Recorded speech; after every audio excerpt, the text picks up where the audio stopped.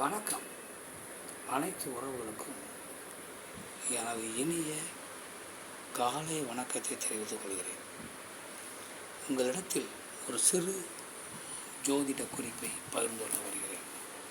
ஒரு ஜாதகத்தில் லக்னத்திற்கு 6ஆம் வீட்டு அதிபதி, 8ஆம் வீட்டின் அதிபதி, 12ஆம் வீட்டின் அதிபதி இவர்கள் தசைகள் ஏற்பட்டால், இவர்கள் புத்திகள் ஏற்பட்டால் நமக்கு ஒரே அச்சமாக இருக்கும்.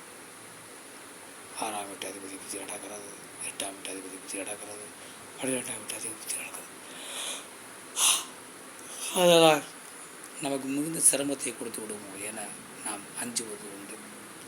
ஆனால் லக்னத்திற்கு 5ஆம் வீடு பூர்வ புண்ணியாதிபதி வீடு.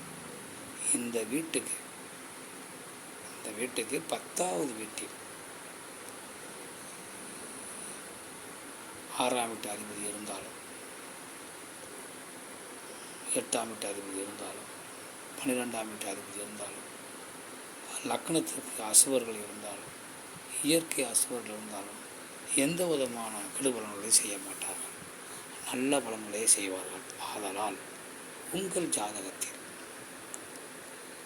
இந்த மறைவு ஸ்தானாதிபதிகள் 6, 8, 12 அதிபதிகள் பூர்வ புண்ணியாதிபதி வீட்டுக்கு 10ஆம் வீட்டில் இருக்கிறார்களா என்று பாருங்கள். மேலும் பூர்வ புண்ணியாதிபதி வீட்டுக்கு 10ஆம் வீட்டில் எந்த அசுப கிரகங்கள் இருந்தாலும் நல்ல பலன்களை தான் செய்யும். அதனால் அதையும் பார்த்து கொள்ளுங்கள். தேவையில்லாமல் பயப்பட வேண்டாம். மற்றவற்றை நாம் அடுத்த வீடியோவில் காண்போம். நன்றி, வணக்கம்.